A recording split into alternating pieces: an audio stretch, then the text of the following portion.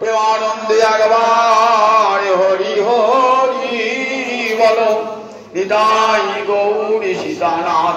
প্রেমানন্দে একবার হরি হরি বলো, নিতাই গৌরী সীতানাথ।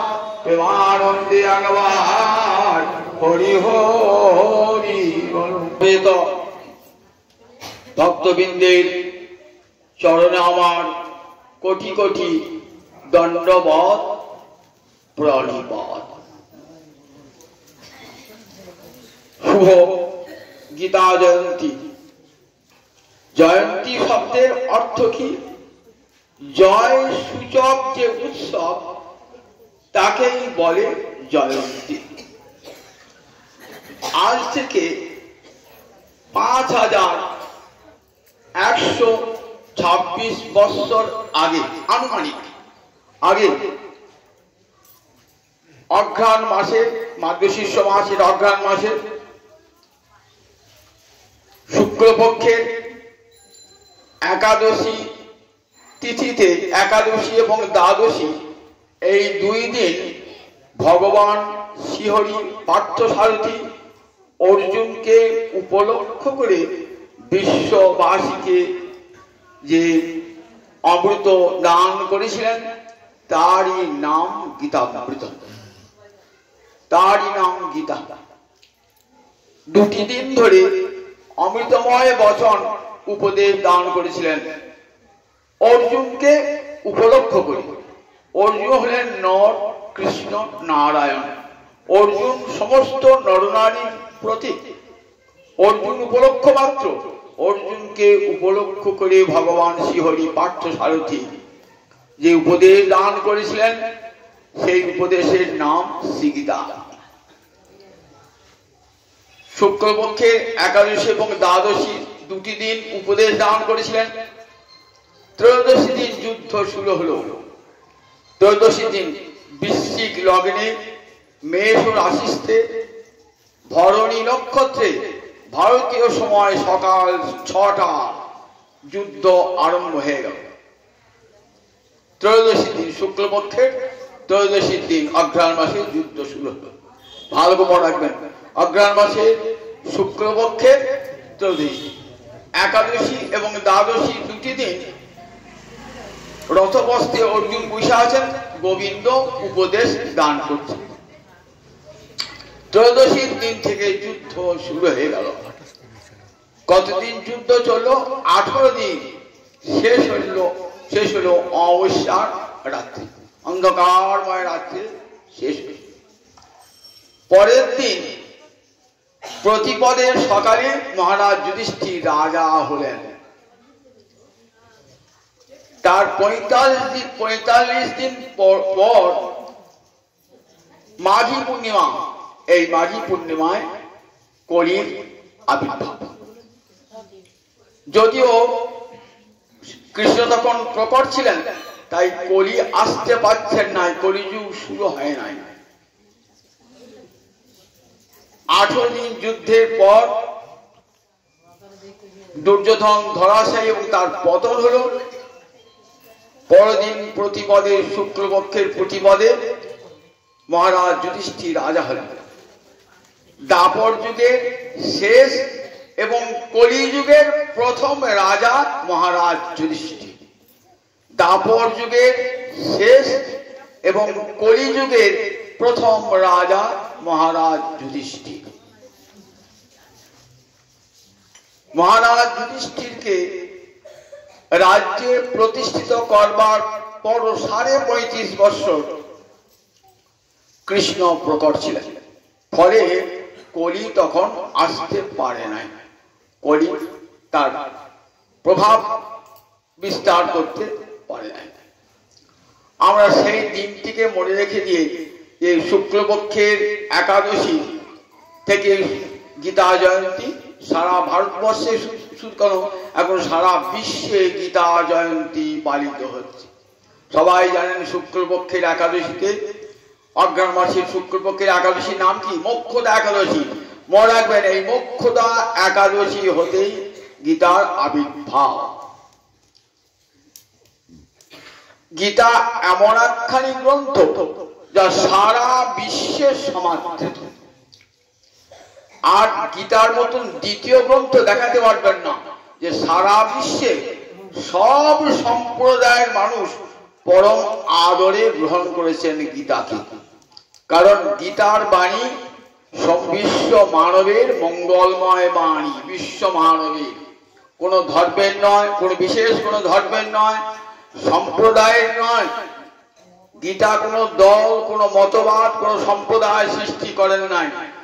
বিশ্ব মানুষের মঙ্গলের কথা বর্ণনা করেছেন বলে বিশ্বের সমস্ত সুসভ্য জাতি পরমাদরে গীতাকে বরণ করেছেন এবং বিশ্বের প্রতিটি সুসভ্য ভাষায় গীতার অনুবাদ হয়েছে, এখনো হচ্ছে। বিভিন্ন দৃষ্টিকোণ থেকে গীতার ব্যাখ্যা করছেন মহাপণ্ডিতেরা, বিদ্বানেরা। তাই গীতা সুগীতা কর্তব্য কিমন্বয়ী শাস্ত্র বিস্তরই ইয়া স্বয়ং পদ্মনাভস্য মুখ পদ্ম বিনিশ্রিতা। বলেন গীতাকে যেমন তেমন করে বলতে হবে না।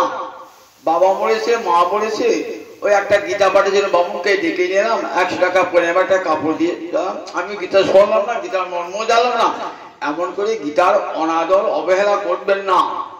তাতে পাপ হবে, তাতে আপনার পিতার স্বর্গগমন তো হলোই না, ও বরঞ্চ আপনি বাড়িতে পাপ ডেকে আনলেন। গীতার মতন এমন গ্রন্থকে আদরই করলেন না। বাড়িতে গীতা নিয়ে যাবেন, ওই একবার প্রত্যেক গুরুদেব বলেছে রাখলেন, ফল আপনার সুগীতা কর্তব্য, সুন্দর করে গান করে প্রতিটি অর্থ বুঝে বুঝে। কারণ এখন তো গীতা বাংলাতেও পাওয়া যায়, বাংলায় তার অনুবাদ ব্যাখ্যা পাওয়া, যদি ভালো ব্যাখ্যা জানছেন ব্যাখ্যাও পাওয়া যায়। বহু গ্রন্থ বাজারে বেরিয়েছে। আর একটা ইচ্ছা করেন তাহলে 1 ঘন্টাও গীতার জন্য সময় দিতে পারেন। তাই গীতা সুগীতা কর্তব্য বলে আর বেশি শাস্ত্র পড়বার দরকার নাই।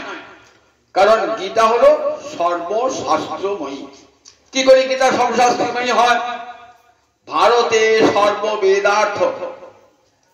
বলেন মহাভারতে ব্যাসদেব সমস্ত বেদের অর্থ প্রকাশ করে গেলেন। 4 বেদ এবং উপনিষদ, সূত্র সাহিত্য, বেদাঙ্গ, দর্শন, এই নিয়ে বিশাল বৈদিক সাহিত্য।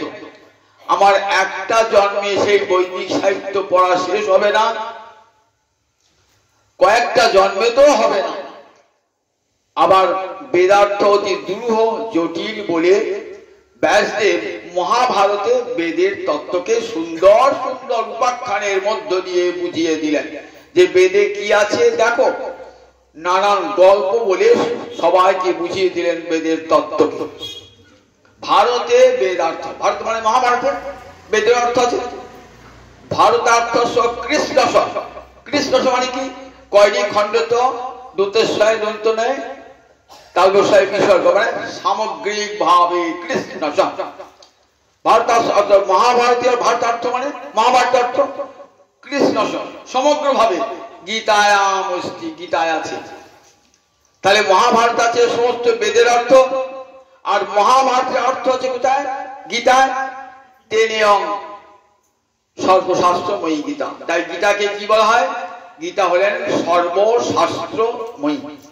গীতা পড়লে সমস্ত শাস্ত্রে কি আছে জানা যায়। সর্বপরিষদ গাব দগ্ধা গোপাল নন্দন পার্থ বৎস সুধীর ভোক্তা দুগ্ধং গীতামৃতং মহৎ। উপনিষদকে কি বলা হয়? বেদের মস্তক, শ্রুতি মৌলি। শ্রুতি মানে বেদ, মৌলি মানে মাথা। উপনিষদকে বলা হয় শ্রুতি মৌলি, অর্থাৎ বেদের মস্তক স্বরূপ। এর অপর নাম বেদান্ত। বেদের অন্তরে কি কথা আছে সেটা যদি জানতে হয় তাহলে উপনিষদ পড়তে হয়।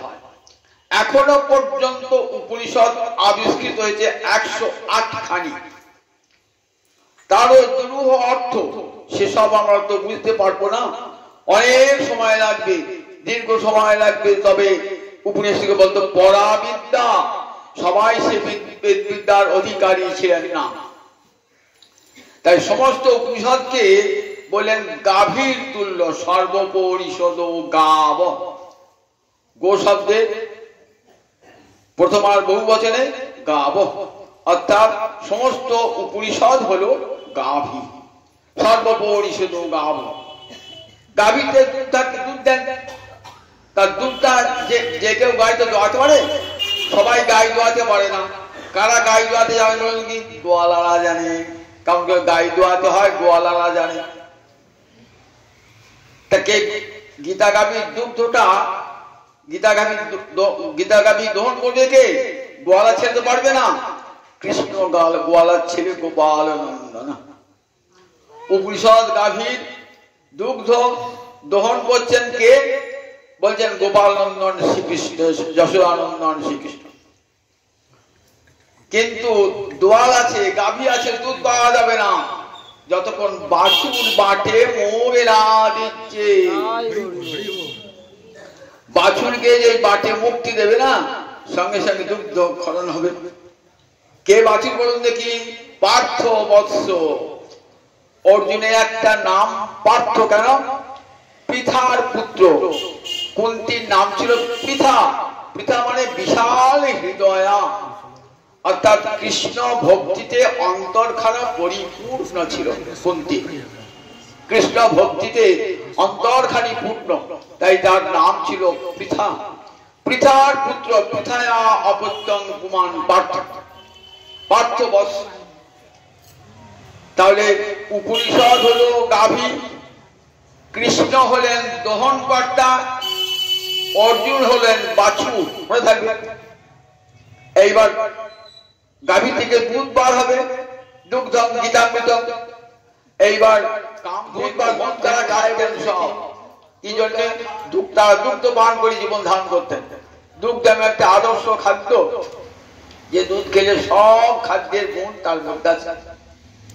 তা বলে দেখো, গীতা এমনই একটি শাস্ত্র যার সব শাস্ত্রের কথা পেয়ে যাবে। তাই কারা পান করে? দুগ্ধম গীতাম বলেন সুধীর ভোক্তা। কারা ভোক্তা? দুধ পান করে কারা? অনেকে দেখবেন মদ বিক্রি, দুধ বিক্রি করে মদ খায়, আবার মদ বিক্রি করে দুধ খায়। তাই যারা চালালো না, তারা মদ বিক্রি করে দুধ খায়। তা দেখুন, যারা সুধীর ভোক্তা, সুন্দর বুদ্ধি যাদের সুন্দর না, তারা কি করেন? তারা এই সুধীর ভোক্তা, তারা দুগ্ধ পান করে। দুগ্ধম গীতামৃতং মহৎ। সুধী জনের পানের বস্তু হলো গীতা। যাদের সুন্দর ধী মানে সুন্দর ধী মানে সুন্দর বুদ্ধি, মানে বুদ্ধি যাদের ভগবানের, তাদের বুদ্ধিটা সুন্দর বুদ্ধি। বিষয়ে যাদের বুদ্ধি, তাদেরকে তো সুধী বলা যায় না। যে বিষয়টা আজ আছে কাল থাকবে না, সেটাকে নিয়ে আপনি মেতে আছেন তো? আপনি ভাবছেন না আমি আজ আছি কাল থাকবো না, কাল যে কোথায় যাব? বাড়ি ঘর টাকা পয়সা তো ইচ্ছা মতো করলাম, স্ত্রী পুত্রের ভরণ পোষণ করলাম, কিন্তু আমি শেষকাল যাবো কোথায়? মৃত্যুর পর। এই বাড়ি ঘরেও যাবে না, আর আমার বউ ছেলেরাও আমার সঙ্গে সঙ্গে যাবে না। আমাকে একাই আমার কর্মফল ভোগ করতে হবে। নরকে যাবো না স্বর্গে যাবো তাও জানি না, আবার কিমিকিত হয়ে পৃথিবী জন্ম করবো কিনা তাও জানি না। খালি নিজের পরকালটা, নিজের মঙ্গলটা নিজেকেই চিন্তা করতে হয়। যারা নিজের মঙ্গল নিজে চিন্তা করে তারাই হলেন সুধী। আমার মঙ্গলটা আমার ছেলে বউ করে দেবে না, আমার মঙ্গলটা আমাকে নিজেকেই করতে হবে। যে জানে যে আমার মঙ্গল আমি নিজেই করব, সেই জন সুধী। তারা গীতামৃত পান করেন, সুধীর ভোক্তা। দুগ্ধং গীতামৃতং মহৎ। তাই প্রতিদিন নিয়ম করে গীতা পাঠ করিবেন। প্রতিদিন গীতা গঙ্গা চ গায়ত্রী গোবিন্দেতি হৃদিস্থিতে চতুর্দকার সংযুক্তে পুনর্জন্ম ন বিদ্যতে। গীতা পড়তে হবে না, সকাল উঠে একবার যে বলেন গীতা গীতা গীতা বলেন, গঙ্গা গঙ্গা গঙ্গা, গোবিন্দ গোবিন্দ গোবিন্দ, গায়ত্রী গায়ত্রী গায়ত্রী। তাই তবে আর পুনর্জন্ম হবে না, আর মায়ের পেটে আসতে হবে না। দেখেছেন, নিজের মঙ্গলটা নিজেই হয়ে গেল, আর দুঃখ যন্ত্রণা ভোগ করতে হবে না। যদি জন্মগ্রহণ করি এমন ঘরে জন্মগ্রহণ করব সুচিরাং শ্রীমতাং গৃহে, ধনবান পবিত্র গৃহে জন্মগ্রহণ করব, জীবনটা সুখের হবে। তাহলে যে জানে আমার জীবনটাকে সুখী করব, সে সুখী, আমার পর জীবনটাতে সুখের হয়। সবাই তো আমরা সুখ চাই, সুখের মেয়ে ভুয়া সংসারে সুখ আজ আছে থাকবে নাকি? আজ আমার জমি জায়গা টাকা পয়সা ঘর বাড়ি আছে, কাল থাকবে? থাকবে না। সুতরাং আমার যাতে চিরস্থায়ী সম্পদ লাভ হয়, তাই চিন্তা করবেন। যারা চিন্তা করেন তারাই জগতে সুখী। পার্থায় প্রতিবোধিতাং ভগবতা নারায়ণেন স্বয়ং, ব্যাসেন কথিতাং পুরাণ মুনিনা মধ্যে মহাভারতং, অদ্বৈতামৃতবর্ষিণী ভগবতী অষ্টাদশাধ্যায়িনী অম্বতাম অনুসন্দদামি ভগবদ গীতে ভবদেশিনী। হে জননী, অম্ব বলে সম্বোধন করছেন। অম্বা শব্দের সম্বোধনে অম্ব, অম্ব মানে কি? মা। গীতাকে বলছেন মা, অম্ব। মা, তোমার দুটো চরণ কমল আমি নিত্য ধ্যান করি। মায়ের চরণ কমল যদি সন্তান ধ্যান করে কি হয়? সন্তানের জীবনে পরম কল্যাণ নেমে আসে। তাই গীতা তুমি সকলের জননী, অম্বদাম অনুসন্দদামি, তোমার দুটি চরণ কমলে প্রণামে জানায়। এই গীতা তো ভগবানের বাংময়ী মূর্তি। গীতা ভগবানের যেমন ভাগবতে 12টা অধ্যায়, ভগবানের 12টা অঙ্গ, আর গীতার 18টা অধ্যায় ভগবত শক্তি। শক্তি তো মহান, ভগবত শক্তির 18টি অঙ্গ। কিরকম অঙ্গ বলেন? বক্ত্রাণি পঞ্চজানিহি, 1 2 3 4 5, এই 5টা অধ্যায় মায়ের মুখ, 5টা মুখ মায়ের। দশাধ্যায়া ভুজা, 8 পর 6 থেকে 15 পর্যন্ত 10টি হলো মায়ের 10টি বাহু। একম উদরম, 16 অধ্যায় মায়ের উদর পেট আর দে পদাম্বুজে। সপ্তদশ আর অষ্টাদশ 17 এবং 18 হলো গীতা মায়ের 2 চরণ। তাহলে গীতা মায়ের কটা মুখ? 5টা মুখ, 10টা বাহু, 1টি পেট আর 2টি চরণ। 18, 10 5 15 16 2 18, তাহলে 18টা অধ্যায় গীতা মায়ের 18টি অঙ্গ। গীতা মে হৃদয় পার্থ, গীতা ভগবানের হৃদয় তুল্য। যদি গীতাকে অমান্য করেন, গীতা বাক্যে আঁচড় কাটেন, তাহলে কি হয়? ভগবানের হৃদয়ে আঁচড় কাটা হয়। শীতল পাখি শোনাবেন নদিনের মধ্যে। পার্থায় প্রতিবোধিতাং ভগবতা নারায়ণ, পার্থ মানে অর্জুন, সমস্ত নরের প্রতি অর্থাৎ সমস্ত বিশ্ববাসীর হৃদয়ে প্রতিবোধন। জীব ঘুমিয়ে আছে, তাকে জাগাতে হবে। ছেলে ঘুমুচ্ছে, 8টা বেজে গেছে, স্কুল যাবার নাম নাই, মাস্টার কাছে পড়তে যাবার নাম নাই, কে করে ওঠায়? বাবা তো সকালবেলা বেরিয়ে চলে গেছে, মা ছেলেকে জাগান, ওঠ রে বাবা, স্কুল যাবি না, পড়া করবি না। তাহলে মঙ্গলটা কে কামনা করে? মা করে সর্বাগ্রে। জীব ঘুমিয়ে আছে, কত জন্মের পর জন্ম কেটে গেল, একবার হা গৌর হা গোবিন্দ বললাম না, শুধু বিষয় ভোগ করলাম, ছেলে মেয়ে নিয়ে সংসার করলাম, একবার হা গৌর হা গোবিন্দ বলা অবকাশ পেলাম না। তাই মা জাগিয়ে দিচ্ছে, গীতা মা জাগিয়ে দিচ্ছে, জাগো, এমন দুর্লভ মানব জন্ম পেয়েছো, এটা আর নষ্ট করো না, আর মানব জন্ম নষ্ট করো না। মানব জন্ম বিষয় ভোগের জন্য নয়, কৃষ্ণ সেবার জন্য। জীব জাগো, জাগো, এইবার জাগো, কৃষ্ণ সেবার সময় হয়েছে। এমন দুর্লভ মানব জন্ম পেয়েছো, এ জন্ম কৃষ্ণ সেবার জন্য। তাই পার্থায় প্রতিবোধিতা ভগবতা নারায়ণের স্বয়ং, স্বয়ং ভগবান নারায়ণ। নারায়ণ কেন বলে? নারায়ণ সমস্ত নর কে বলে নার। নরানাং সমূহ নার। এই নার যার আশ্রয়, সমস্ত জীবের হৃদয়ে তিনি রয়েছেন। সমস্ত জীবের হৃদয়ে রয়েছেন বলে অয়ন মানে আশ্রয়। সমস্ত জীবের হৃদয়ে তার আশ্রয় বলে গোবিন্দের একটা নাম নারায়ণ। লক্ষ্মীনারায়ণ সেবা করেন তো। দেখো নারায়ণ কাকে বলে? নরানাং সমূহ নার। সমস্ত মানুষের সমষ্টিকে বলে নার। নার অয়নং যস্য স। এই মনুষ্যের হৃদয় যার আশ্রয়। গোবিন্দ বিশ্ব সৃষ্টি করে আবার সব জীবের হৃদয়ে প্রবেশ করেছেন, সেই জন্য গোবিন্দ একটি নাম নারায়ণ। আবার সমস্ত জীব তার হৃদয়ে আছে, সেই জন্য সমস্ত জীবের বাসস্থান গোবিন্দ। না এই না সব জীব এককালে কোথায় যাবে?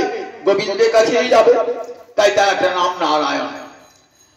ভগবতা নারায়ণের সঙ্গে স্বয়ং ভগবান নারায়ণ গোবিন্দ। পার্থয় প্রতিপদিতাং ভগবতা নারায়ণের সঙ্গে ব্যাসেন বধিতাং পুরাণ মুনিনা মধ্যে মহাভারত। সেই গোবিন্দই আবার ব্যাসরূপে জন্মালেন। ব্যাসরূপে জন্মালেন। পরাশর নন্দন, পরাশর সত্যবতীর নন্দন রূপে বেদব্যাস এসেছেন। সাক্ষাৎ ভগবান কৃষ্ণই ব্যাস রূপে অবতীর্ণ হয়েছেন। ব্যাসের মায়ের নাম কি ছিল? সত্যবতী। মৎস্যগন্ধা, গায়ে মাছের গন্ধ উঠত। আর পরিবর্তে জেলে কি করত? সঙ্গে মাছ ধরে বেড়াতো। এত অপূর্ব সুন্দরী পরাশর পার হচ্ছিলেন, দেখে রূপ দেখে মুগ্ধ হয়ে গেলেন, বিরণ কামনা করলেন। সেই দ্বীপে জন্ম হলো। দ্বীপেতেই অন্ধকার করে দিলেন। অন্ধকার করে ওই সত্যবতীর সঙ্গে মিলিত হলেন। ওই সত্যবতীর পুত্র হলেন বেদব্যাস। জন্মগ্রহণ করেই চলে গেলেন বনে। দ্বীপে জন্মেছিলেন বলে নাম হলো দৈপায়ন। আসল নাম কৃষ্ণ, কৃষ্ণ দৈপায়ন। তাহলে কোন গোবিন্দই আবার এই ব্যাসদেব রূপে আবির্ভূত হয়েছেন। পুরাণ তিনি প্রাচীন মুনি, ব্যাস প্রথম মুনি, তাই পুরাণ মুনি নাম মধ্যে মহাভারত। বিশাল লক্ষ শ্লোকী মহাভারত রচনা করেছেন। 1 লক্ষের অধিক শ্লোক মহাভারত। রামায়ণে 24,000, ভাগবতে 18,000, মহাভারতে 1,10,000 শ্লোক। সেই মহাভারতের মধ্যে ভীষ্ম পর্বে সেই গীতা। মহাভারতের ভীষ্ম পর্বের মধ্যে গীতা পাঠ, তাই মধ্যে মহাভারত। অদ্বৈতামৃত বর্ষিণী ভগবতী অষ্টাদশাধ্যায়ী। অদ্বৈতামৃত বর্ষিণী গীতা কি জিনিস জগৎকে দান করেছে? অদ্বৈত রূপ অমৃত তত্ত্ব। জগতের দ্বিতীয় কেউ নাই, কাজে কোনো ভেদ নাই।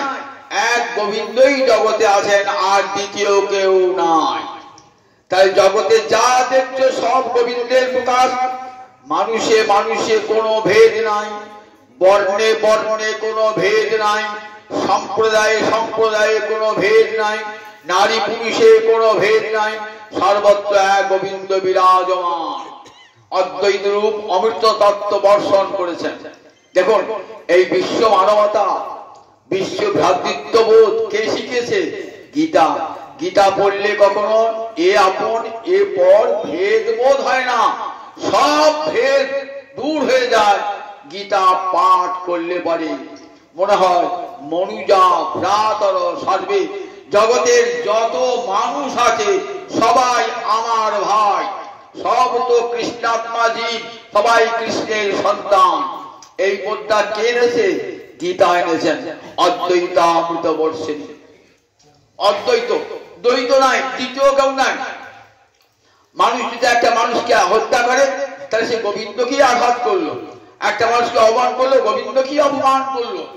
বলে সমস্ত জীব হৃদয়ে ভগবান শ্রী হরি রয়েছেন, তাই জগতে আর তিনি ছাড়া আর দ্বিতীয় নাই। অদ্বৈতামৃত, অদ্বৈত তত্ত্বরূপ অমৃত বর্ষণ করেছেন গীতা।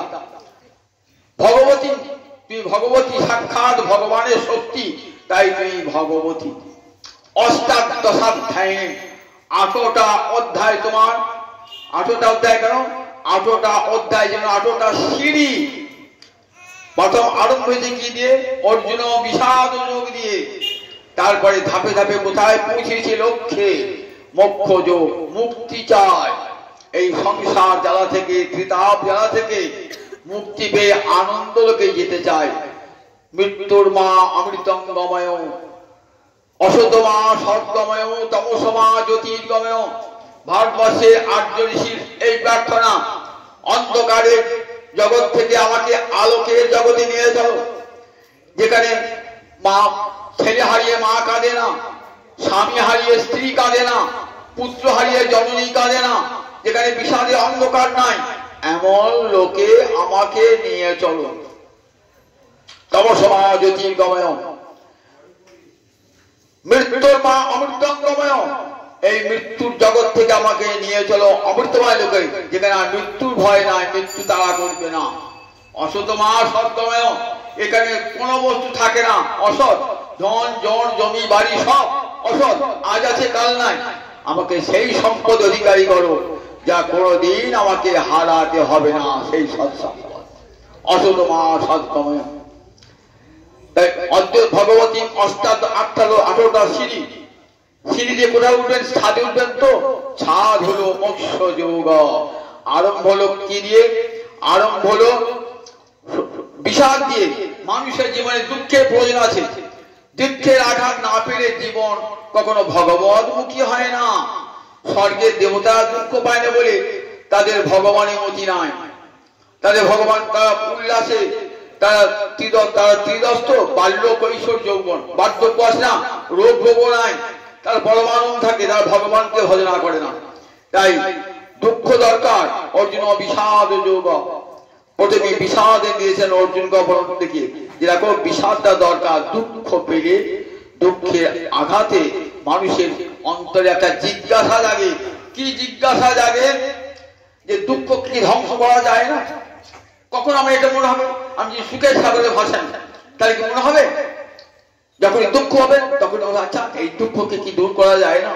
কোন উপায় অবলম্বন করলে এই দুঃখকে দূর করা যায়? কেমন করে চিরসুখ পাওয়া যায়? তখনই মানুষের জীবনে জিজ্ঞাসা নিয়ে আসে। অর্জুনের জীবনে তাই এসে যাওয়ার চরম দুঃখ অর্জুনের। যুদ্ধক্ষেত্রে গিয়ে অর্জুন কি করেছেন? বলছেন কৈর মায়া সযদ্যব্যম অস্মিলন সমুদ্রমে। কাদের সঙ্গে যুদ্ধ করতে হবে? দেখাও গো গোবিন্দ, কাদের সঙ্গে যুদ্ধ করতে হবে? কৈর মায়া সযদ্যব্যম অস্মিলন সমুদ্রমে। গোবিন্দ রথ নিয়ে এসেছেন, রথেতে কে চেপে আছে? ওই রথটা দেশের রথ নয়, কিন্তু রথটার নাম কি বলুন দেখি, কেউ বলতে পারেন? কপিধ্বজ রথ। কপিধ্বজ মানে, কপি মানে কে? হনুমান। কপি হনুমান, তার পতাকা দেওয়া আছে। কুরুক্ষেত্রের যুদ্ধে পূর্বের মহাভারত পড়ে দেখবেন, এখন দেখেন আমার মহাভারত পড়ে না, জানেও না অনেকে।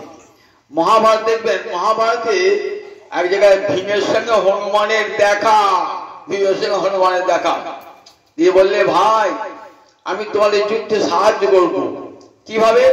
বলে তুমি চলো আমার সঙ্গে। না, আমার যাওয়ার আদেশ নাই, আমি তোমাদের পতাকায় থাকবো, তোমাদের রথের পতাকায় থাকবো। এমন শব্দ করবো না, হুঙ্কার করবো না, অর্ধেক কৌরব সৈন্য মরে যাবে হুঙ্কারে। কপিধ্বজ রথ, সেই রথের পতাকা ছিল ওই কপিধ্বজ, নাম ছিল কপিধ্বজ। আর রথটা কে দিয়েছিল? অগ্নিদেব। কোনদিন পুড়বে না রথটা, এমন রথ দিয়েছিল। রথটার নাম কপিধ্বজ রথ। অগ্নিদেব দান করেছিলেন। অগ্নিদেবের একবার রোগ হয়েছিল। কি রোগ? অগ্নিমান্দ রোগ হয়েছিল। কিছু অগ্নিমান্দ মানে খিদে না পা, খিদে পাচ্ছে না, ডাক্তারের কাছে যায় না, খিদে লাগছে না, কেন? খিদে পাচ্ছে না। ব্রহ্মার কাছে গেলেন। ব্রহ্মা বললেন যে দেখো, ওই খান্ডব বনটা পুড়িয়ে যদি ওই প্রাণীগণের মেদ ভক্ষণ করতে পারো, তাহলে তোমার রোগটা সেরে যাবে। খান্ডব বন যতবার পুরাতে যান অগ্নি, আর এমন করে ইন্দ্রদেবের বন, তো ইন্দ্রের বন, ইন্দ্র এমন বাড়ি বর্ষণ করে আগুন নিভে যায়। শত চেষ্টা করো বনটাকে পোড়ানো হয় না। শ্রীকৃষ্ণ অর্জুন বলে, চলো একটা সুযোগ আছে, চলো তুমি বলে আগুন লাগাও। অগ্নিদেব আগুন লাগিয়ে দিয়েছেন। অর্জুন তুই বাণ মেরে ওই ইন্দ্রদেবের বাড়ি বর্ষণ কাটিয়ে দাও। অর্জুন বাণ মেরে বাড়ি বর্ষণ আটকে দিল। এবার নির্বিঘ্নে বনটা পুড়ে গেল। বনটা পুড়ে যাওয়ার পর প্রাণীগণের মেদ ভক্ষণ করলো অগ্নি। অগ্নিদেবের রোগ সেরে গেল। এত ঘি খেয়েছিল সে থেকে রাজার যজ্ঞেতে অরুচি এসে এইবার আবার মেদ ভক্ষণ করে রোগটা সেরে গেল। বললেন আমাকে দেবে কি তাহলে? তোমার যে মনটা উপভোগ করলাম, বলে তোমাকে একটা রথ দেবো যে রথটা আগুনে পুড়বে না, আর গান্ডীব ধনু দেবো, আর অক্ষয় তুন দেবো। গন্ডারের চামড়া দিয়ে তৈরি সেই গান্ডীব ধনু আর অক্ষয় তুন। তুন কি থাকে? তুনে বান থাকে, একটা বানও ফুটবে না। এত বান নিক্ষেপ করে বান শেষ হবে না। ভালোই হলো, যুদ্ধে কাজে লাগবে। হনুমান থাকে পতাকা, কপিধ্বজ রথ, গোবিন্দ রথের সারথি। সেই কপিধ্বজ রথ অগ্নিদেবের দেওয়া, আগুনে পুড়বে না, নষ্ট হবে না। আবার ভয়ঙ্কর শব্দ, যার শব্দেতে একবারে শব্দেতে একদম কৌরব সেনা অর্ধেক মরে যাবে। সেই রথে চলে এসেছেন, অর্জুন। যুদ্ধ হওয়ার পূর্বে থেকে একটা ঘটনা ঘটে গেল। কিরকম? যুদ্ধে চলে এসেছেন তো যুধিষ্ঠির বলছেন, দাঁড়া ভাই আমি একটু আসি। কোথায় গেলেন? গেলেন কৌরব শিবির। ভীম ভাবছে দাদা আচ্ছা কাণ্ড বটে, বোধহয় মিটমাট করছিল, ভয়ে মিটমাট করছিল বোধহয়। মিটমাট করতে যান নাই। কোথায় গেলেন? প্রথমেই গেলেন পিতামহ ভীষ্মের কাছে। পিতামহ ভীষ্মকে দণ্ডবত প্রণাম জানালেন। গুরুদেব, পিতা, হে পিতামহ, আমাদের যখন বাবা ছিল না তখন আপনি মানুষ করেছিলেন, পিতার মতন স্নেহ দিয়ে ভালোবাসা দিয়ে মানুষ করেছিলেন। আজ এমন কপালের দুর্দৈব, আপনার সঙ্গে যুদ্ধ করতে হবে। এত বড় দুর্ভাগ্য, গুরুর সঙ্গে যুদ্ধ করতে হবে, কিন্তু চরম দুর্ভাগ্য জীবন নেমে এলো। আপনি আমায় ক্ষমা করুন। ভীষ্ম বলে, বিজয়ী হব, আশীর্বাদ। যুদ্ধ জয় হয়ে গেল। গুরু আশীর্বাদ মাথায় থাকলে কিনা হয় দেখুন। দ্রোণাচার্যের কাছে গেলেন। দ্রোণাচার্যকে বলছে, অর্জুন তো তার যুধিষ্ঠির, অর্জুন সবাই তো অস্ত্র শিখেছেন। হে গুরুদেব, এমন দুর্ভাগ্য আপনার সঙ্গে যুদ্ধ করতে হবে আজকে যুদ্ধক্ষেত্রে। আমরা চাই, যুদ্ধ তো চাই নাই, কিন্তু বাধ্য যুদ্ধ করতে হবে। দ্রোণাচার্য বলে, রয়েছে দুর্যোধনী নুন খাচ্ছি, গুণ গাইছি, কিন্তু মনটা তোমাদের। ভীষ্ম তাই বলে, এখানে দুর্যোধনের কাছে আসি বলে মনটা তোমাদের জন্যই পড়ে আছে। দ্রোণাচার্য কি করলেন? আশীর্বাদ করলেন, বৎস বিজয়ী হব, আশীর্বাদ করলেন, জয় হোক তোমাদের যুদ্ধে, ভীষ্ম জয় হোক বললেন। কৃপাচার্যের কাছে গেলেন। দ্রোণাচার্যের উপর কৃপাচার্য একটা গুরু, অস্ত্র শিখিয়েছিলেন। কৃপাচার্য এক কথাই বললেন, প্রণাম জানালেন, বললেন বৎস বিজয়ী হব। যুদ্ধের অর্ধেক জয় হয়ে গেল, অর্ধেক জয় হয়ে গেল। যুধিষ্ঠির ফিরে এলেন, বিজয়ের বার্তা নিয়েই যেন ফিরে এলেন। অর্জুন যুদ্ধ করবেন। প্রথম 10 দিনের যুদ্ধ, প্রথম 10 দিনের কৌরবপক্ষে সেনাপতিকে ভীষ্ম, প্রথম 10 দিন ভীষ্ম, পরের 5 দিন দ্রোণাচার্য, 16 দিনের দিন, 16 দিনের সন্ধ্যাবেলা কর্ণ, তারপরে অশ্বত্থামা। প্রথম সেনাপতি ভীষ্ম যুদ্ধ করছেন বটে, যুদ্ধ করতে আসছেন বটে, কিন্তু মনটা তার খুব ভারাক্রান্ত। যে পঞ্চ পাণ্ডবকে আমি কোলে পিঠে করে মানুষ করেছি, আর সেই পঞ্চ পাণ্ডবের যুদ্ধ করব, মনটা খুবই। কিন্তু যদি না করি, একটা রাজনৈতিক উদ্দেশ্য ছিল, কারণ দ্রুপদ রাজা এবং আমাদের যদুবংশে এরা সব রয়েছে পাণ্ডব পক্ষে। ভাবলেন আমাদের পুরো রাজ্যটা চলে যাবে, ভীষ্ম তো এই রাজ্যের রক্ষক। পিতা বলে গেছে, দেখো রাজ্যের যেন কখনো নষ্ট না হয়, এই একটা মনে মনে ভাবনা ছিল, যার ফলে তিনি পাণ্ডবদের পক্ষে যোগদান করতে পারেন নাই। কিন্তু মনটা পড়েছিল পাণ্ডবদের জন্য। যুদ্ধ করতে আসছেন। এদিকে অর্জুন তার রথের সারথি গোবিন্দকে বলছেন, কই মায়া সযদ্যব্যম অস্মিন রণ সমুদ্রমে। এই যুদ্ধে কারো ইচ্ছা ছিল না যুদ্ধটা দেখো, পাণ্ডব পক্ষের কারো যুদ্ধ করার ইচ্ছা ছিল না। কপট পাশা খেলা দুর্যোধন হারিয়ে দিল যুধিষ্ঠিরকে। শর্ত হলো কি, একবার পাশা খেলা তো হারালো, সেবার নির্মাট হলো। দ্বিতীয়বার পাশা খেলা 12 বৎসর বনবাস, 1 বৎসর অজ্ঞাতবাস, তারপর ফিরে এলে রাজ্য পাবে। 12 বৎসর বনবাস, 1 বৎসর অজ্ঞাতবাসের পর যখন ফিরে এলো, ফিরে এসে বললে, একজন পুরো ব্রাহ্মণ পুরোহিতকে পাঠালে কৌরব সভায়, এবার তো আমরা ফিরে এসেছি, তোমাদের শর্ত পূরণ করেছি, আমাদের রাজ্য ফিরিয়ে দাও। দুর্যোধন অহংকারী কি বললেন? সুচক্র পরিমিতাং ভূমি নদাস্যামি রণং বিনা, বিনা যুদ্ধে নাহি দিব সুচক্র মেদিনী। যুদ্ধ ছাড়া সূচির অগ্রভাগে যে পরিমাণ ভূমি থাকে আমি দেবো না। 5খানা গ্রাম দেবে না, তাহলে তো অর্ধেক রাজত্বে মালিক। 5খানা গ্রাম দাও, 5 ভাই করে খাবে, দেবে না। শেষকালে কৃষ্ণ ভাবলেন একবার দেখি, চেষ্টা করে, নইলে তো কৃষ্ণের বদনাম হবে, একবার মেটানোর চেষ্টা করে দেখি। কৃষ্ণ গেলেন, এসে মেটাবার যে 5 ভাই 5খানা গ্রাম দিলেও সন্তুষ্ট, কেউ চায় না। দুর্যোধন দেবেন তো না, উপরন্তু কৃষ্ণকে বাঁধবার জন্য ব্যবস্থা করলেন কৃষ্ণকে।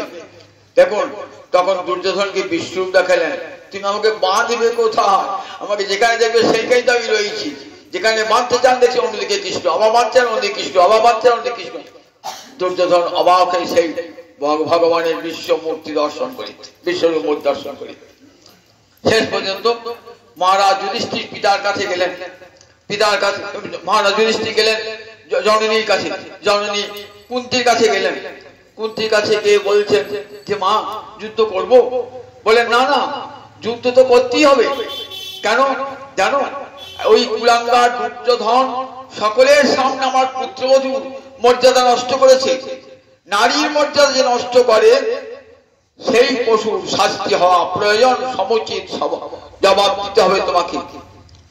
যাও পুত্র, আমি যুদ্ধ চাই নাই, কিন্তু এখন যুদ্ধ চাই। কুলাঙ্গার দুর্যোধন দুঃশাসন, যারা আমার পুত্রবধূ মর্যাদা নষ্ট করেছে পুরুষদের সভায়, তাকে শাস্তি দান করতে হবে। মায়ের অনুমতি নিয়ে এসেছেন যুধিষ্ঠির যুদ্ধ করতে। অর্জুন রথে চেপে যাচ্ছেন, কই মায়া সহজন্তব্যম, কাদের সঙ্গে যুদ্ধ করবো দেখা দেখেন। এই দেখো, এদের সঙ্গে যুদ্ধ করতে। পশ্যইতান সমবেতান, পশ্য এতান সমবেতান কুরুন। এই দেখো সমবেত কুরুবর্গকে দেখো, এদের সঙ্গে যুদ্ধ করতে হবে। ভগবান আঙুল নাড়িয়ে দেখাচ্ছেন, যাদের যাদের দিকে আঙুল লাগিয়েছেন না, বলছেন তাদেরই বিনাশ লিখেছে, সব বিনাশ লিখেছে। ভীষ্ম সে কথা বলছেন যে প্রভু ভীষ্ম সরস্বতী রয়েছেন না, বলছেন প্রভু তুমি যখন অঙ্গুলি নির্দেশ করে দেখালে যে এই কৌরব বর্গের সঙ্গে যুদ্ধ করতে হবে, তখনই আমি জানলাম ওই কৃষ্ণের অঙ্গুলি যাদের যাদের দিকে পড়েছে তাদের বিনাশ অবশ্যম্ভাবী। দৃষ্টেমং স্বজনং কৃষ্ণ, বাবরি এদের সঙ্গে যুদ্ধ করতে হবে। এরা তো আমার সব নিজের ভাই, কেউ নিজের পিতৃব্য, কেউ নিজের শ্যালক, কেউ সম্বন্ধী, সব নিজজন। কি করে হত্যা করবে এদের সঙ্গে আমি? কি করে হত্যা করবো? লোকে সম্পদ ভোগ করে স্বজনগণকে সঙ্গে নিয়ে, আর আমি স্বজনকে বধ করে সম্পদ ভোগ করবো? কথং হি স্বজনং হত্যা সুখিনাস্যাং মাধব। স্বজনগণকে হত্যা করে আমি কেমন করে সুখী হব মাধব? ন কাংসে বিজয়ং কৃষ্ণ ন চ রাজ্যং সুখানি চ। আমি বিজয় চাই না গোবিন্দ, আমি রাজ্য চাই না, আমি সুখ চাই না। অপরকে দুঃখ দিয়ে, অপরকে হত্যা করে রাজ্য, তাদের রুধির প্রতিধান, তাদের রক্ত মাখা সম্পদ আমি ভোগ করতে চাই না। এর চাইতে ভিক্ষা শ্রেয়, আমি ভিক্ষা করবো সেও ভালো। ওরা আমাদেরকে যুদ্ধে পরাজিত করুক, আমি চাই না, যুদ্ধ করতে চাই না। যুদ্ধ করবে না বলে রথোপস্থে উপাবিশৎ, রথে বিষণ্ণ হয়ে রথের উপরে বসে বললেন, না গোবিন্দ মুখঞ্চ পরিশুষ্যতি, দেখো আমার মুখ শুকিয়ে আসছে, হৃদন্তি মম গাত্রাণি, আমার সমস্ত গাত্র কাঁপছে, ভয়ে কাঁপছে, আমি পারবো না, আমি যুদ্ধ করতে পারবো না, আমি যুদ্ধ যত আমার সব জায়গায় যুদ্ধ করতে পারবো না। জানো যুদ্ধ করলে কি হবে? যুদ্ধের ফলটা কি জানো? যুদ্ধের ফল তো মৃত্যু। আমার বংশের কত পুরুষ মরে যাবে, আর কি হবে? সেই পুরুষের নারীগুলা কি হবে? তখন নারীরা তো যুদ্ধ করতে আসবে না, নারীরা বিধবা হয়ে থাকবে, বৈধব্য যাত্রা ভোগ করবে, ফলে সংসারে কি হবে? অনেক রমণী ব্যভিচারিণী হবে, বর্ণ সংকর উৎপন্ন হবে। আমার বংশের পূর্বপুরুষেরা তারা কি পাবে না? পিণ্ড তর্পণ কিছুই পাবে না। কুলধর্ম, সনাতন কুলধর্ম নষ্ট হবে, আর সেই কুলক্ষয়ের জন্য আমি ভাগী থাকবো, দায়ী থাকবো। এত বড় পাপ কাজ আমি করতে পারবো না, আমার কুলধর্মকে আমি নষ্ট করতে পারবো না। কুলক্ষয়ে পুনঃসন্তি কুলধর্মা সনাতনা স্ত্রীষু দুষ্টাসু বাষ্পেয় জায়তে বর্ণ সংকর। স্ত্রী জাতি দুষ্ট হয়ে যায় তাহলে বর্ণ সংকর উৎপন্ন হয়, সমাজ সংসার উচ্ছন্নে চলে যায়। সুতরাং আমি এত বড় পাপের কাজ করতে পারবো না। রথোপস্থে উপাবিশৎ, রথের উপরে বসে বললেন অর্জুন। কৃষ্ণ মায়াতে দেখুন অর্জুনের অন্তরে আজ এই বিষাদ এসেছে, অর্জুন বিষাদ। তাই প্রথম যোগটার নাম হলো অর্জুন বিষাদ যোগ। এই বিষাদ আমাদের সকলের জীবনে কিরকম দেখুন, অর্জুনের অন্তরের দ্বন্দ্ব। একদিকে সমাজ রাষ্ট্র বলছে বধ করো, আততায়ীকে বধ করো। অর্জুন বলছে আততায়ীকে বধ করবো ঠিকই, কিন্তু কথম ভীষ্ম দ্রোণ, ভীষ্ম দ্রোণ আমার গুরু, গুরুকে হত্যা করবো কেমন করে? আমি বললাম দুর্যোধন দুঃশাসন হত্যা করলাম, কিন্তু গুরুকে হত্যা করি কেমন করে? শাস্ত্রে বলা আছে বলে আততায়ীন বদ্ধা, যারা আততায়ী তাদেরকে বধ করা রাজার ধর্ম। আততায়ী কাকে বলে? অগ্নিদ গর্দশ্চৈব শস্ত্র পানি ধনাপহ ক্ষেত্র দ্বারাপহারিচ সরইতে আততায়ীন। অগ্নিদ আপনার ঘরে আগুন লাগিয়ে আপনাকে মারবার চেষ্টা করেছে, সে আততায়ী। গরদ আপনাকে বিষ খাইয়ে মারবার চেষ্টা করেছে, সে গরদ। অগ্নিদ গর্দশ্চ শস্ত্র পানি, হাতে অস্ত্র নিয়ে ঘুরছে, সবসময় মানুষ হত্যা করবে, সমাজ বিরোধী। ধনাপহ অপরে ধন সম্পদ হরণ করেছে। ক্ষেত্র দ্বারাপহারী, ক্ষেত্র অর্থাৎ ভূমি হরণ করেছে। দ্বার অর্থাৎ পত্নী অপহরণ করেছে। বললেন এরা আততায়ী না, এরা আততায়ী।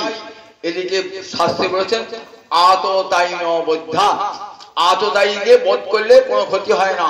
সমাজ রাষ্ট্র দাবি করে রাজ্যে শৃঙ্খলা আনতে গেলে সমাজ বিরোধীকে দমন করতে হয়।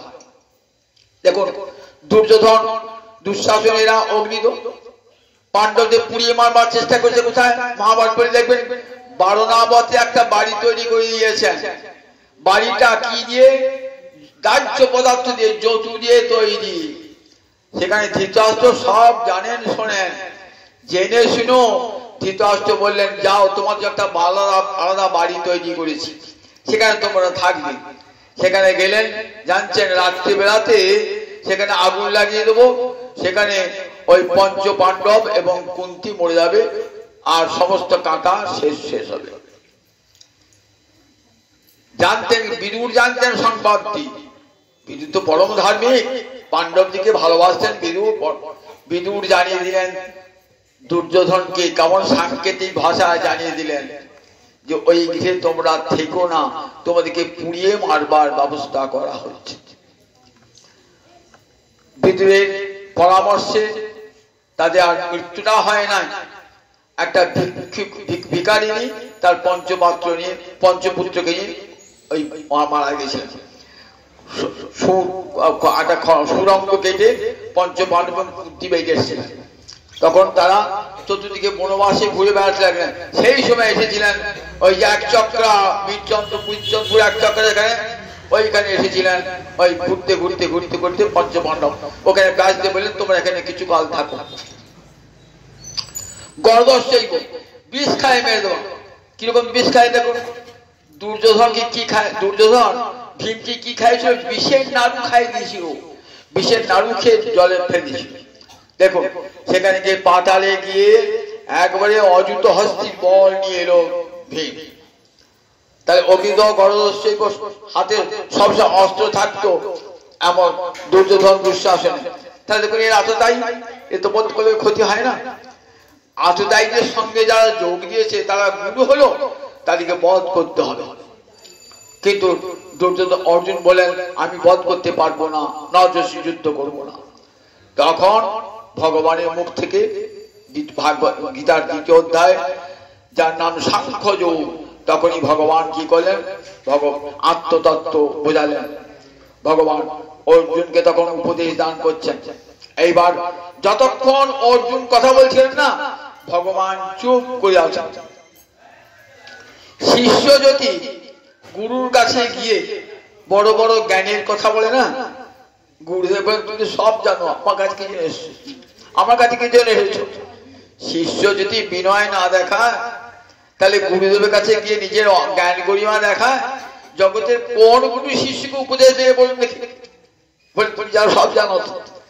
গুরুর কাছে যেটাই কি বলে, আমি কিছুই জানি না প্রভু, এই মাত্র জানি, কিছুই জানি না, জানি তোমার কাছে এলাম, তুমি কৃপা করে কোনটা আমার মঙ্গল কোনটা অমঙ্গল তুমি দেখিয়ে দাও।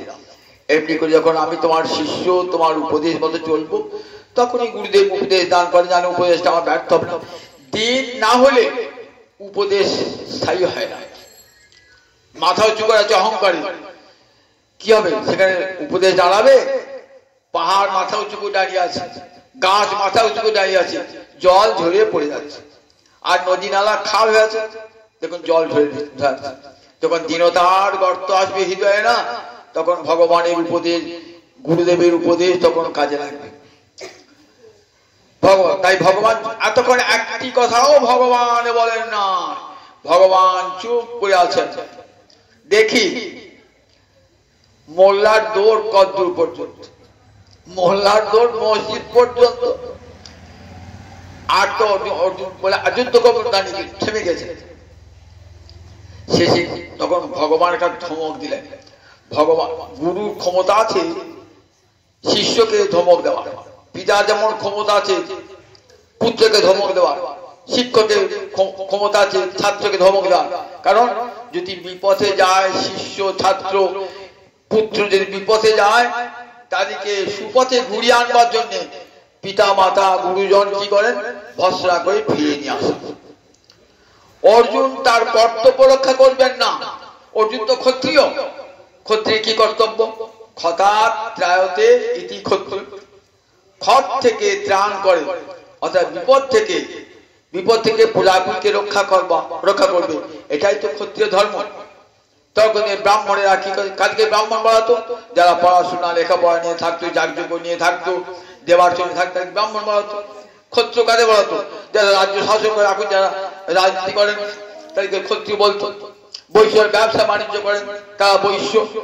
আর যারা কায়িক পরিশ্রম তাদের শূদ্র বলা হতো। এইবার সমাজে এরকম 4টে ভাগ ছিল। তা ক্ষত্রিয় তোমার কাজ হচ্ছে ক্ষত থেকে ত্রাণ, অর্থাৎ বিপদ থেকে। প্রজাকুল যখন বিপদে পড়বে তাদেরকে রক্ষা করো, তোমার তো ধর্ম। তুমি সে ধর্ম পালন না করো, রাজধর্ম পালন না করো, তাহলে তোমার অপরাধ হবে। ব্রাহ্মণ যদি বেদ পাঠ না করে, ব্রাহ্মণ যদি শাস্ত্র পাঠ না করে, তাহলে তার সেটা অপরাধ। ক্ষত্রিয় যদি রাজ্য শাসন না করে, তাহলে তার সেটা অপরাধ হয়ে যায়। অপরাধ। তুমি ক্ষত্রিয়, তোমার কর্তব্য ক্ষত থেকে রক্ষা করা। তুমি যদি যুদ্ধ না করো, তাহলে তোমাকে কি অসর্গম বললেন, অযশস্কর বললেন। দেখো তুমি স্বর্গ প্রাপ্ত হবে না, আর লোকে তোমাকে যশ দানও করবে না। অকীর্তিকরম, অসর্গম, অকীর্তিকরম। আবার অধর্ম, এটা তোমার, তুমি ভাবছো আমার ধর্ম, এটা তোমার অধর্ম। ভগবান বলছেন অর্জুনকে, বলে দেখো ধমক দিয়ে বলছেন কুতস্থা কস্মন বীরম বিষমে সংকষ্টম। আর বিষম সংকট করে তোমার এই মোহ কোথায় দিল, তোমার মোহ কোথায় দিল বিষম সংকট করে। অসর্গম অযশস্যম অনার্যদুষ্টম অনার্য জনচিত, তোমার এই মনোভাব কোথেকে এলো? ভগবান ধমকিয়েছেন, বলে দেখো ক্রৈবঙ্গার্থ, এটা ক্লীবতা, যুদ্ধ করতে এসে বলছে আমি যুদ্ধ করবো না, এটা পাপ। ক্লীবতা কাপুরুষতা একটা পাপ। অর্জুন পাপ দেখো, পাপ তুমি ক্ষত্রিয় হয়ে যে যুদ্ধ না করো, পাপ তোমাকে স্পর্শ করবে। পদ্ধতি এটা তোমার সাজে না, তুমি সব্যসাচী, তোমার দুই হাতে তিন দিক চলে, তুমি সব্যসাচী, তোমার এটা সাজে না। নারীর মতো কান্না, কাপুরুষের মতো কান্না তোমার সাজে না। ওঠো যুদ্ধ করো। তখন অর্জুন বলছেন প্রভু কোনটা যুদ্ধ করা আর যুদ্ধ না করা কোনটা ভালো আমি তো জানি না। শিষ্যস্তেহং সাধিমাং তাং প্রপন্নম, আমি তোমার শিষ্য, আমাকে তুমি উপদেশ দাও, আমি তোমার চরণে প্রপন্ন হলাম। প্রপন্ন মানে তোমার চরণে শরণাগত হলাম, আমি তোমার শিষ্য। শিষ্যস্তেহং, শিষ্য মানে শাসনে থাকে যে, অর্থাৎ গুরুর উপদেশ যে মেনে চলে তাকে শিষ্য বলা হয়। গুরু যেমন শিষ্যকে সবসময় ঘৃণাতি তত্ত্বোপদেশং, শিষ্যকে তত্ত্বোপদেশ দান করে এই সংসার থেকে মুক্তির পথ দেখিয়ে দেবেন, তেমনি শিষ্য সবসময় গুরুর আদেশকে মেনে চলবেন, তবেই তো গুরুর যেমন যোগ্যতা চাই শিষ্য তেমনি যোগ্যতা চাই। শিষ্যস্তেহং সাধি, আমাকে তুমি শাসন করো, উপদেশ দাও, আমি তোমার চরণে প্রপন্ন, আমি তোমার চরণে হলাম শরণাগত, তুমি আমাকে পথ দেখিয়ে দাও। কোনটা শ্রেয়, যুদ্ধ করা না যুদ্ধ না করা? যুদ্ধ করলি বা কি হবে, যুদ্ধ না করলি বা কি হবে? কোনটা শ্রেয় তুমি আমাকে দেখাও, যদি তুমি আমাকে মঙ্গলে পথ দেখিয়ে দাও। যখন এমনি করে অর্জুন গোবিন্দের চরণে আশ্রিত হলেন, প্রপন্ন হলেন, তখনই ভগবানের মুখপদ্ম বিনিশ্চিতা, পদ্মনাভস্য মুখপদ্ম বিনিশ্চিতা। তখন গীতামৃত বেরিয়ে এলেন ভগবানের শ্রীমুখ থেকে, গীতা সুরধ্বনি, অমৃতের সুরধ্বনি বার হয়ে এলেন। গোবিন্দের চরণ হতে গঙ্গা আর মুখ হতে গীতা, গীতা আর গঙ্গায় দুয়ে স্নান করতে হয়। শুধু গঙ্গায় স্নান করলে হবে না, গঙ্গায় স্নান করলে দেহ পবিত্র হলো, আর গীতা শুনলে পরে মন পবিত্র হলো। দেহ মন দুটোই পবিত্র হয়ে যায়। তাই গীতা শ্রবণ করুন, গঙ্গায় স্নান করে দেহ পবিত্র করুন, আর গীতার অমৃত বচনে স্নান করে মনকে পবিত্র করুন, মনকে পুত করুন, পবিত্র করুন, মনের সমস্ত জ্বালা দূর হয়ে যাবে। এইবার ভগবানের শ্রী ভগবান উবাচ, এইবার ভগবান বলছে এইখান থেকে গীতার উপদেশ শুরু। শ্রী ভগবান উবাচ, এর আগে আমরা কোথাও মহাভারতী রামায়ণ কোথাও পাই না ভগবান উবাচ। ঋষি উবাচ, যাজ্ঞবল্ক উবাচ, ব্যাস উবাচ, কিন্তু শ্রী ভগবান উবাচ এই প্রথম শুনলাম। শ্রী ভগবান আচার্য শঙ্কর টিকা লিখছেন, টিকা লিখতে বলছেন শোনো জগতে জীব, ভগবান কথা বলছেন, ভগবান কথা বলেন না, আজ শুনবো ভগবানের কথা। শ্রী ভগবান উবাচ, শ্রী ভগবান কথা বলতে শুরু করেছেন আজকে। প্রথম ভগবান কথা বলছেন শ্রী গীতার, তাই গীতার এত মূল্য, গীতার এত মূল্য। কৃষ্ণার্জুন সংবাদ, গীতার নাম কি? কৃষ্ণ এবং অর্জুনের কথোপকথন। গোটা গীতাটা কি নাম বলুন দেখি, আমরা সংক্ষেপে গীতা বলি। শ্রীমদ ভাগবত গীতোপনিষদ, শ্রীমদ ভাগবত গীতোপনিষদ, অর্থাৎ শ্রীমতা ভগবতা গীতা যা উপনিষদ। শ্রীমান ভগবান কর্তৃক যে উপনিষদ গীত হয়েছে তাকে বলা হয় শ্রীমদ ভগবত গীতোপনিষদ। সংক্ষেপে আমরা গীতা বলি, কেন স্ত্রীলিঙ্গ গীতা বলি, কেন গীত না বলে? বলে উপনিষদ শব্দটি স্ত্রীলিঙ্গ, তার বিশেষণ হলো গীতা। ব্যাকরণ, সংস্কৃত ব্যাকরণের নিয়ম অনুযায়ী বিশেষ্যের যে লিঙ্গ, যে বচন, যে বিভক্তি হয়, বিশেষণেরও সেই লিঙ্গ, সেই বচন, সেই বিভক্তি হয়। বাংলায় যা সংস্কৃত যেমন বলি সুন্দর বালক, কিন্তু বালিকা বলে সুন্দরী বালিকা বলতে হবে। সুন্দর পুরুষ, সুন্দরী নারী। ঠিক তেমনি গীতা উপনিষদ শ্রীলিঙ্গ শব্দ, সেই জন্য গীতা নাম হয়ে গেল। সংক্ষেপে বলি গীতা। এই বিশেষণের দ্বারাই বিশেষ্যের পরিচয় হয়ে যায়।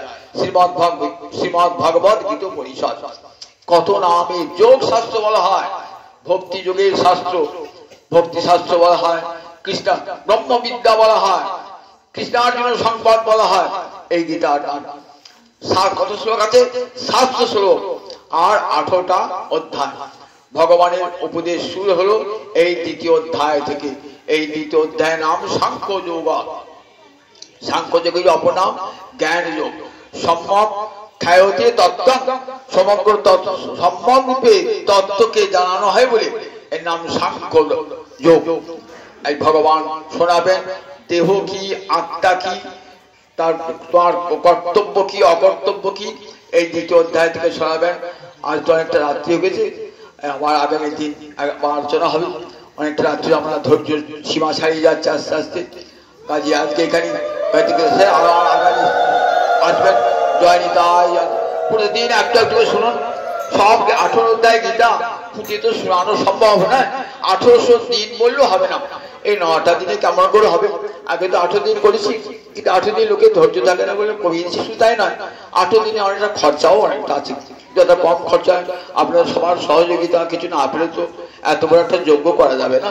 যা কিঞ্চিত কিঞ্চিত আনুকূল্য আর্থিক সাহায্য করি, এত একটা যোগ্য অনুষ্ঠান করুন। সবাই মা গীতার আশীর্বাদ সবার উপর ঝরে পড়ুক, সকলে কল্যাণ হোক, মঙ্গল হোক।